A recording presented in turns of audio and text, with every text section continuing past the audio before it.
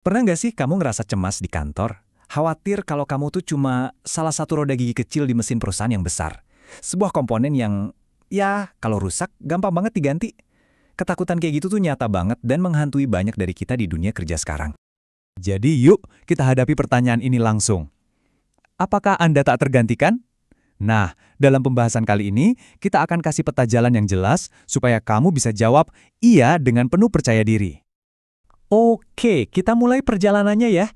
Kita akan ubah perasaan yang tadinya was-was bisa diganti kapan aja menjadi seseorang yang benar-benar pegang kendali atas karirnya sendiri. Mari kita bedah bareng-bareng, apa sih artinya jadi orang yang tak ternilai itu? Coba kita lihat definisinya. Ini bukan soal punya bakat super atau jadi jenius loh. Menjadi tak tergantikan itu sebuah keterampilan yang bisa dipelajari, sebuah tujuan yang bisa kamu capai. Intinya simpel banget. Jadi begitu berharga, sampai-sampai kepergianmu itu bakal jadi kerugian nyata buat perusahaan. Sekarang, kita masuk ke pilar fundamental yang pertama, sebuah pergeseran mindset yang luar biasa kuat. Ini bukan tentang apa yang kamu tahu, tapi tentang bagaimana caramu mendekati setiap pekerjaan. Gini deh cara mikirnya, skill teknis tentu penting, dan itu bisa dipelajari kok. Tapi itu jarang banget jadi pembeda utama. Yang benar-benar bikin kamu menonjol itu adalah sikapmu. Kemauanmu buat turun tangan dan bikin sesuatu jadi nyata. Itulah yang nilainya tak tergantikan. Ini dia, mungkin 5 kata paling sakti yang bisa kamu ucapkan di tempat kerja. Biar saya yang urus. Kalimat ini dalam sekejap nunjukin inisiatif dan keandalan. Ini ngasih sinyal kalau kamu mengerjain tugas yang susah atau bahkan yang ngebosenin. Sebuah sifat yang langka banget dan karena itu jadi sangat berharga. Nah, sikap ini bisa kita pecah jadi 3 kebiasaan utama. Pertama, selesaikan pekerjaan. Ingat ya, ide itu murah, eksekusi itu segalanya. Kedua, bawa solusi. Siapapun bisa nunjukin masalah, tapi orang yang berharga itu datang dengan usulan perbaikan. Dan ketiga, bekerja keras untuk hal yang tepat. Ini bukan soal kelihatan sibuk, tapi soal fokusin energimu pada apa yang beneran ngasih hasil. Oke, setelah mindsetnya benar, langkah selanjutnya adalah menguasai permainan di tempat kerja. Mulai dari cara kamu direkrut, sampai cara kamu berinteraksi dalam tim. Paham aturan mainnya itu penting banget. Waktu nyari kerja, ada 2 tahap yang beda banget. Tahap pertama, ngirim lamaran, itu tujuannya cuma satu, bertahan. Perekrut itu nyari-nyari alasan buat nyingkirin CV-mu dari tumpukan, jadi hindari kesalahan konyol kayak typo. Tujuanmu cuma lolos ke babak selanjutnya. Nah, tahap kedua, wawancara. Disinilah saatnya kamu bersinar. Mereka tuh pengen mempekerjakan kamu. Mereka berharap kamulah solusi dari masalah mereka. Ini nih, sebuah pemikiran yang bisa mengubah total cara pandangmu tentang kerjaan. Kamu mungkin mikir kesuksesan itu soal individu. Tapi faktanya, unit terkecil di sebuah perusahaan itu adalah tim.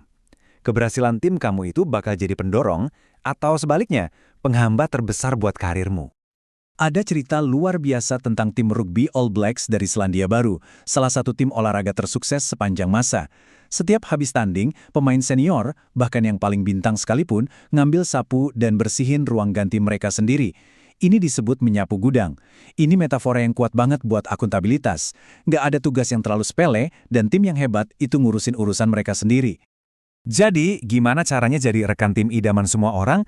Pertama, perhatikan orang lain, karena kepedulian itu membangun kepercayaan. Kedua, tepati janjimu, karena itu fondasi dari keandalan. Ketiga, jadilah yang terbaik dalam hal-hal yang gak butuh bakat, kayak datang tepat waktu, karena itu nunjukin rasa hormat. Dan yang paling penting, pancarkan energi positif. Jadilah radiator yang bikin suasana jadi hangat, bukan penguras yang bikin semua orang jadi lemes.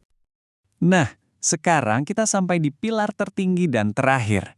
Ini semua tentang mengambil alih kepemilikan sejati atas jalur karirmu, jadi arsitek buat kesuksesanmu sendiri. Lupakan deh jabatan-jabatan mentereng. Definisi kepemimpinan yang ini jauh lebih simpel. Kalau ada orang yang jadi tanggung jawabmu, berarti kamu adalah seorang pemimpin. Artinya, kesuksesanmu nggak lagi diukur dari kerjaanmu sendiri, tapi dari hasil yang dicapai oleh timmu. Coba deh pikirin, siapa yang jadi tanggung jawabmu saat ini? Cerita terkenal ini pas banget buat ngegambarin kepemimpinan.